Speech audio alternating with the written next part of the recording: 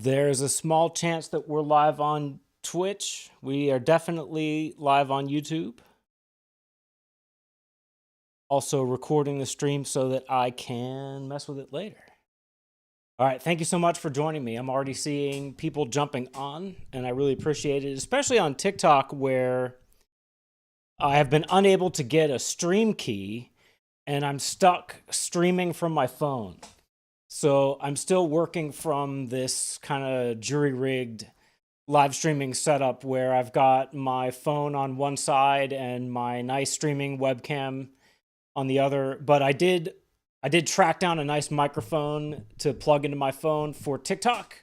So I hope I'm giving you a better sound audio experience than you would have got on my previous live streams. I'm trying to help you out.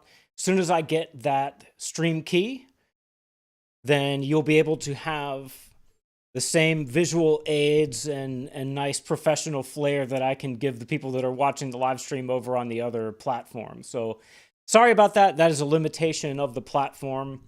And as soon as I can overcome that, I definitely will. So thank you so much for jumping on. It is so exciting to see so many people already. Feel free to leave a comment, ask questions. I will try to get around to answering them when I can. But man, this is a packed live stream. I have pages and pages and pages of notes. And they're kind of a mess, which is one of the reasons why I'm 20 minutes late. That and because I was trying to get Twitch to work properly. So without any further ado, let's go ahead and jump right in. So the topic of today's live stream is the FBI's greatest hits. Because the FBI has been in the news recently, and it's funny to see who stands up for the FBI and defends them and the arguments that they have for themselves or don't have. So one example I mentioned a little bit earlier on my channel was Mark Zuckerberg told Joe Rogan that the reason why he algorithmically suppressed the Hunter Biden laptop story was because the FBI asked him to.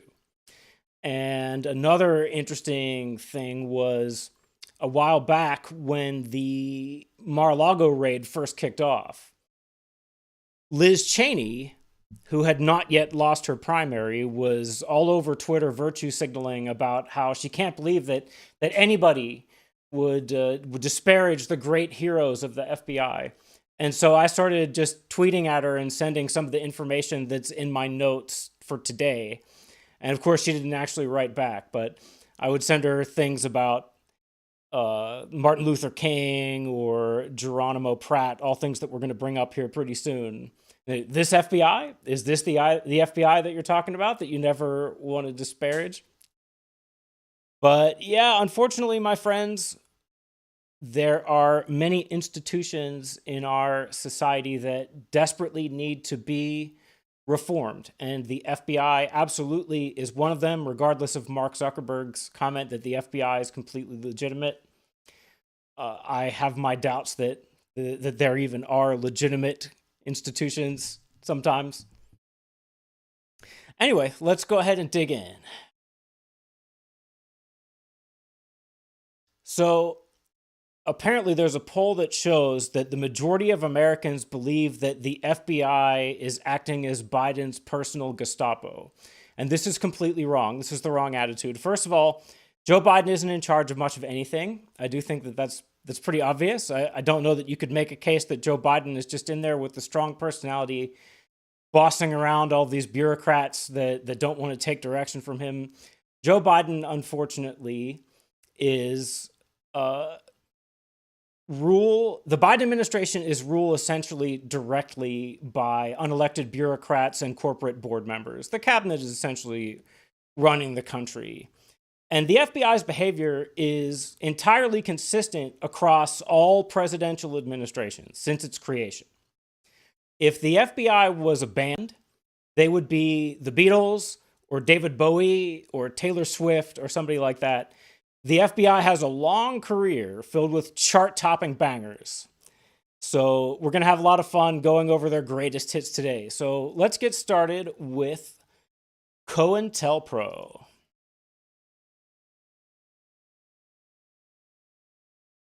The FBI has used covert operations against domestic political groups since its inception. However, covert operations under the official Cointelpro label took place between 1956 and 1971. Many of the tactics used in Cointelpro are alleged to have been continued and seen use, including discrediting targets through psychological warfare, smearing individuals and groups using forged documents by planting false reports in the media, harassment, wrongful imprisonment, illegal violence, and assassination. According to a Senate report, the FBI's motivation was protecting national security, preventing violence, and maintaining the existing social and political order. According to attorney Brian Glick, in his book War at Home, the FBI used 5 methods during COINTELPRO. Infiltration, psychological warfare, myriad dirty tricks to undermine movements. They planted false media stories and published bogus leaflets and other publications in the name of targeted groups. They forged correspondence, sent anonymous letters. Wait till you see the anonymous letter that I have to show you as an example. Made anonymous telephone calls, set up pseudo-movement groups run by government agents. Harassment via the legal system. The FBI and police abuse the legal system to harass dissidents and make them appear to be criminals. Officers of the law gave perjured testimony and presented fabricated evidence as a pretext for false arrest and wrongful imprisonment. They discriminatorily enforce tax laws and other government regulations. What's up, cutie? Thank you so much. I appreciate that. Illegal force. The FBI conspired with local police departments to threaten dissidents, to conduct illegal break-ins in order to search dissident homes, and to commit vandalism, assaults, beatings, and assassinations. Undermining public opinion. Hoover specifically designed programs to block leaders from spreading their philosophy publicly or through the communications media. Does that sound familiar, those of us who've been banned and shadow banned on social media? Furthermore, the organization created and controlled negative media meant to undermine organizations. So if you haven't yet been to my profile and seen my pinned video where I talk about Carl Bernstein's amazing article, The CIA and the Media, and how intelligence agencies use the news media, manipulate the news media in order to create a narrative and maintain a narrative, definitely go check that out because it all links into what I'm going to talk about today. I'm sorry that you have no friends. The clown from It Is a Daddy. I'll be your friend. Follow my channel and leave more comments. I'll talk to you. I'll be your friend. Additionally, the FBI liked to use a specific form of infiltrator known as an agent provocateur, who would encourage members to commit violent or criminal acts. For example, a member of the Weather Underground. The Weather Underground was a radical leftist organization that bombed public institutions. The Weather Underground, arrested for a conspiracy to bomb Detroit police facilities, was actually an FBI informant Larry Grothwall. Grothwall reportedly instructed members on how to build bombs and participated in the group's bombing of a Cincinnati public school. One of the most famous provocateurs was Tommy the Traveler, who traveled around college campuses in the Northeast encouraging students to bomb military research facilities. In a short on my TikTok channel and also on YouTube, I covered the case of Geronimo Pratt, who was a decorated Vietnam veteran turned political activist who spent decades in prison before a judge vacated his conviction because it was found that the FBI withheld evidence, including the fact that the only witness that positively ID'd him as the killer was a paid FBI informant. So I already went into detail on that one. You can visit my profile if you want to see all of the information. But now let's get into the really fun stuff. The FBI's campaign to discredit and destroy the career of Martin Luther King. The U.S. Federal Bureau of Investigation began monitoring Martin Luther King Jr. in December of 1955 during his involvement with the Montgomery bus boycott, and engaged in covert operations against him throughout the 60s. FBI Director J. Edgar Hoover was personally hostile toward King, believing that the civil rights leader was influenced by communists. We must, okay, so this is a direct quote, and I'm not going to say the word that they use to describe Martin Luther King here. It's an N-word. It's not the N-word, not the big one that you're immediately thinking of, but it is a N-word, and I don't speak that way. I don't want to use a word like that on a live stream, regardless of whether or not it's going to affect if I'm going to get banned for saying it or something. So we're just going to say the other N-word. We must mark him now, if we have not done so before, as the most dangerous other N-word of the future in this nation from the standpoint of communism, the N-word, and national security. The way that these people talk just cracks me up. It's not the fact that they're spying on Martin Luther King and trying to ruin his career that's funny. It's the way that they talk about it that makes me laugh. The FBI campaign against King began with wiretaps, but quickly ballooned. When wiretaps revealed that King was having extramarital affairs, the FBI shifted their focus to uncover all evidence of his infidelity by bugging and tapping him in hotel rooms and by paying informants to spy on him. Eventually, the FBI penned and sent King an anonymous letter along with some of their tapes suggesting that he should kill himself. They were trying to make it sound like it was not only a former associate, but an N-word who wrote that letter. So let's see.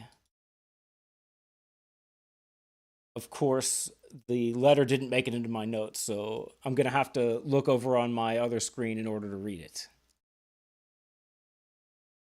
In view of your low-grade, abnormal personal behavior, I will not dignify your name with either a Mr. or a Reverend or a Doctor, and your last name calls to mind only the type of king such as King Henry VIII and his countless acts of adultery and immoral conduct lower than that of a beast.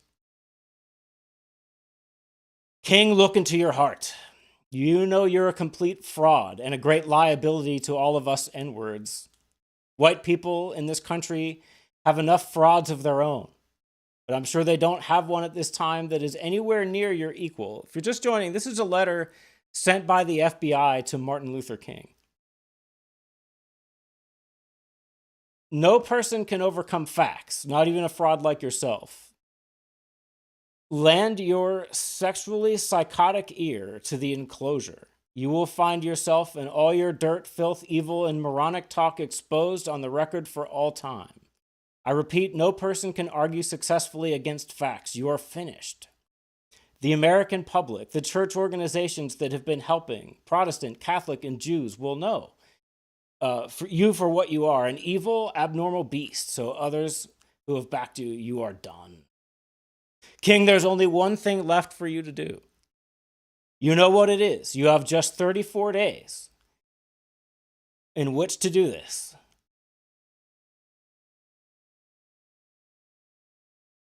There is only one way out that is practical and significant. You are done. There is only one way out for you. You'd better take it before your filthy, abnormal, fraudulent self is barred to the nation. So the FBI tried to use intimidation tactics and bullying and spying to convince Martin Luther King to commit suicide. That's a real thing that happened. That's not a conspiracy theory. This is verifiable fact that you can go look up for yourself. And when you are analyzing the events that take place in the United States today, you should have these things as part of your historical reference, for sure. So the only reason why we know that these things happened is because of a break-in. And this is pretty interesting stuff. Hello, Veronica. Thanks for jumping on. These programs were exposed in 1971 when the Citizens Commission to Investigate the FBI burglarized an FBI office in Medea, Pennsylvania, stole confidential files, and then released them to the press. Is this early WikiLeaks? I guess not, because Julian Assange never stole any documents, never committed any crimes. But it is pretty interesting that these people were willing to go to these lengths in order to acquire documents and prove that these kind of things were going on. If they hadn't done it, then these things may never have been exposed. More information regarding Cointelpro was later obtained through Freedom of Information Act lawsuits logged against the FBI and statements by agents who came forward to confess their counterintelligence activities. A major investigation was launched in 1975 by the U.S. Senate Select Committee to study governmental operations with respect to intelligence activities. It's quite a mouthful. Commonly referred to as the Church Committee for its chairman, Senator Frank Church of Idaho. However, millions of pages of documents remain unreleased, and many released documents are heavily censored. In its final report, the committee sharply criticized Cointelpro. So this is a quote from the Church Committee. Many of the techniques used would be intolerable in a democratic society, even if all of the targets had been involved in violent activity. But Cointelpro went far beyond that. The Bureau conducted a sophisticated vigilante operation aimed squarely at preventing the exercise of the First Amendment rights of speech and association on the theory that preventing the growth of dangerous groups and the propagation of dangerous ideas would protect national security and deter violence. And it's pretty interesting how that echoes into the things that are happening today, where more and more we see that the big social companies are colluding with government agencies in order to censor what they are calling misinformation. But who really has authority to declare things as being misinformation and then censor it? Certainly in our country, that should be unconstitutional. And if the government is colluding with these social media giants in order to do this, then the First Amendment should kick in and they should be barred from doing that. Hey, Veronica, thanks for following. I really appreciate that. Awesome.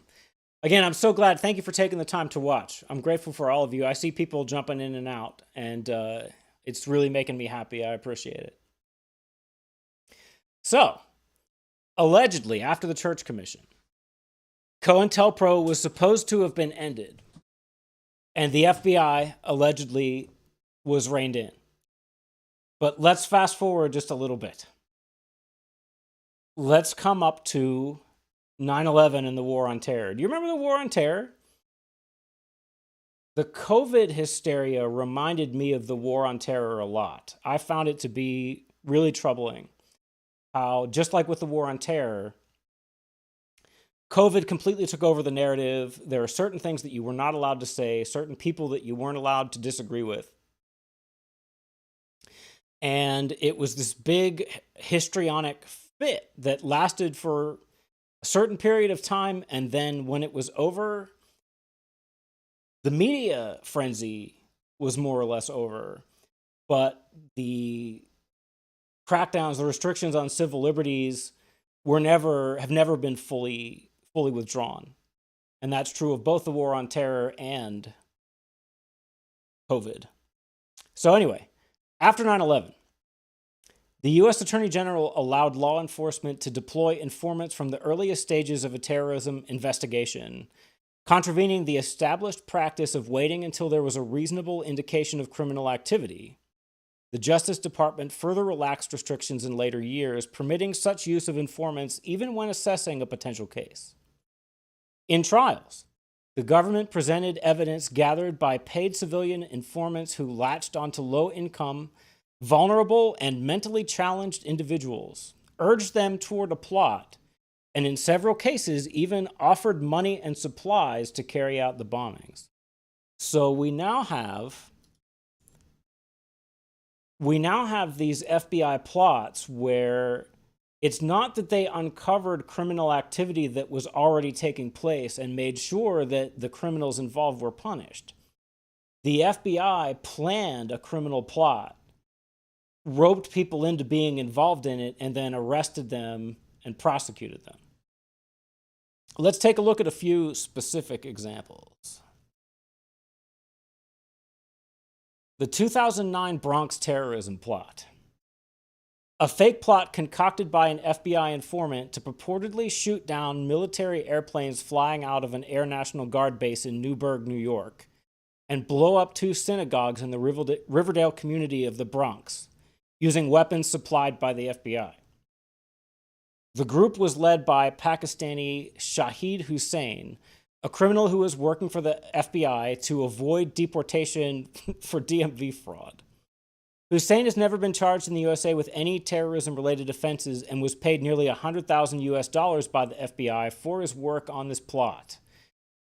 The FBI's use of two informants and offers of money and food incentives to the four men in the case has led to accusations that the FBI engaged in entrapment. So these were people who were at a place in their lives where just being offered food was enough to maybe get them to commit serious crimes.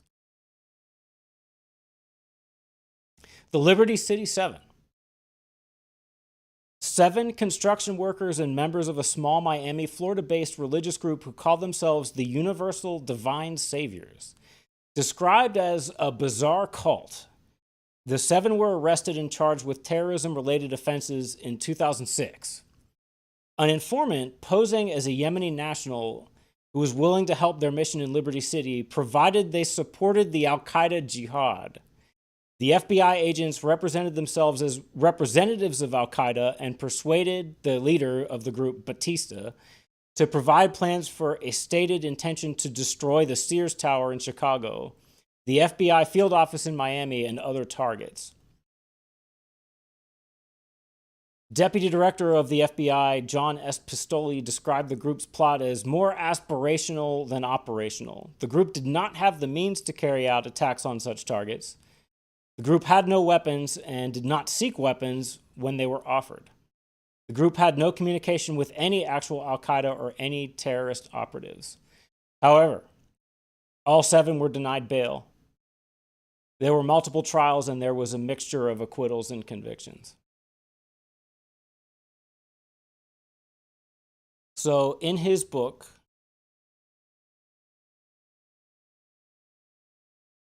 The Terror Factory, Trevor Aronson believes he's identified at least 150 defendants who were entrapped by the FBI as part of the war on terror, mostly poor, vulnerable, and the mentally ill. So I haven't had a chance to actually sit down and read that book yet. I've watched some interviews with the author and read some articles about it. It seems very interesting. When I get a few minutes, I'll definitely check it out and post a book review. Okay. This is starting to weigh on me.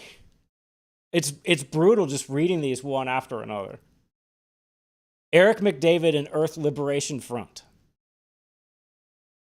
On January 13th, 2006, 3 members of the Earth Liberation Front, or ELF, were arrested outside a store where they had purchased household chemicals allegedly for bomb making.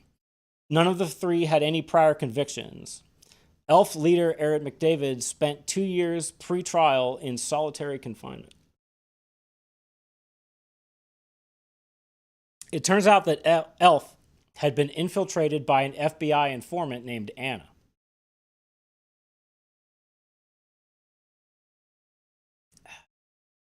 Hey Arthur, thanks for jumping on, man. I appreciate it. Stick around. We're learning. Difficult, sad, painful information, but we're learning. Defense attorney Mark Reichel argued that Anna acted as an agent provocateur, encouraging the group to focus on a target, paying for meeting arrangements and supplies, and urging the group to act when they wavered.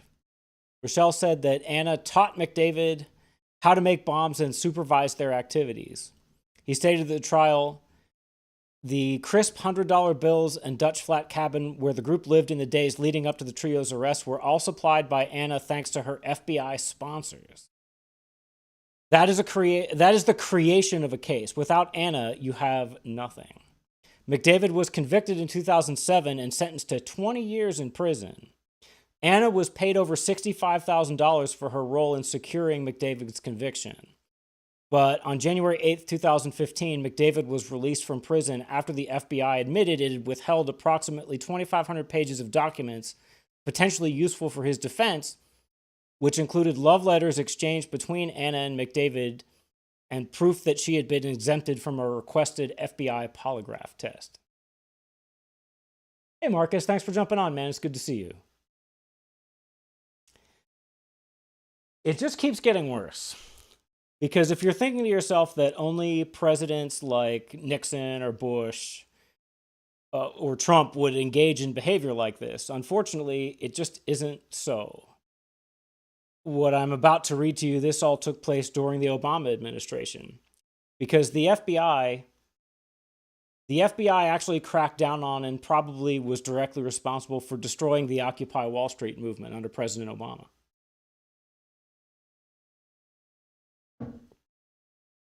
FBI documents just obtained. Oh, I got to flip the image over here. FBI documents just obtained by the Partnership for Civil Justice reveal that from its inception, the FBI treated the Occupy movement as a potential criminal and terrorist threat. The PCJF has obtained heavily redacted documents showing that FBI offices and agents around the country were in high gear conducting surveillance against the movement even as early as August 2011, a month prior to the establishment of the OWS encampment and other Occupy actions around the country. A nationwide metaplot unfolded in city after city in an Orwellian world. 6 American universities are sites where campus police funneled information about students involved with Occupy Wall Street to the FBI. With the administration's knowledge, banks sat down with FBI officials to pool information about Occupy Wall Street protesters harvested by private security firms. They made plans to crush Occupy Wall Street events months in advance. Fascinating. And now bringing us in a little bit closer to the modern day. The Gretchen Whitmer kidnapping plot. Do you remember how right before the 2020 election, there was a huge FBI bust of these right-wing extremist terrorists that were going to kidnap Governor Whitmer? Governor Whitmer herself blamed Trump, claiming that the plotters heard the president's words not as a rebuke, but as a rallying cry, as a call to action. Representative Maxine Waters claimed that the president is a deranged lunatic, and he's inspired white supremacists to violence, the latest of which was a plot to kidnap Governor Whitmer, adding, "These groups have attempted to kill many of us in recent years. They're following Trump's lead." Well, it turns out they were actually following the FBI's lead. In the Whitmer kidnapping case, the FBI's own affidavit in support of the charges acknowledged the involvement in the plot of both informants and undercover FBI agents over a period of several months. Working in secret, they did more than just passively observe and report on the actions of the suspects. Instead, they had a hand in nearly every aspect of the alleged plot, starting with its inception. The extent of their involvement raises questions as to whether there would have even been a conspiracy without them. There were at least 12 federal informants involved in the plot. According to the leader of the group, Fox, an FBI informant named Big Dan was the one who came up with the scheme and pushed others into their involvement in it. It was another FBI informant calling himself Red that advised them on where to place explosives. Interesting. So, for the most part, what I have been discussing with you today is not any kind of conspiracy theorizing. These are facts. These are verifiable facts. But I would like to speculate just a little bit, because we all know that it is a dangerous right-wing conspiracy theory to suggest that there were FBI informants who were involved in the planning and execution of the January 6th riots or attacks or whatever you want to call them. And I don't have any verifiable information that I could use to prove to you that that could be the case. But in the light of the other things that I've brought up today, I don't think that it's outside the realm of possibility. I don't think that it's some kind of bizarre, outrageous overreach for you to take a moment and think that that is entirely possible. And you should always keep stuff like that in mind when you are consuming the mainstream media's hysterical coverage of these events. So that's pretty much all I got, folks. I am so happy to see everybody who is popping in and out. I'm happy for all the likes and for the people who offered encouragement while I was reading and going through all that. I hope that you enjoyed it too. I definitely plan on doing more live streams like this, so Make sure that you leave a like, make sure that you follow or subscribe or whatever the appropriate verbiage is for the platform that you're on. I am John Pliskina, outside the box thinking at the civilizational level. And remember, it's a harsh world out there, my friends, so please keep thinking. Bye-bye.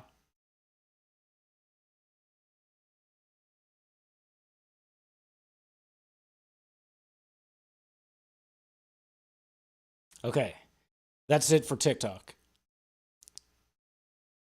Should we secretly make fun of all the kids who are watching on TikTok? Do we want to mock them for engaging in TikTok dances and things like that? I'm going to say no, because there are a lot more of the TikTok kids watching the stream and leaving comments and stuff than there were on YouTube and Twitch. All right. Thank you, everyone. I really do genuinely appreciate it. So,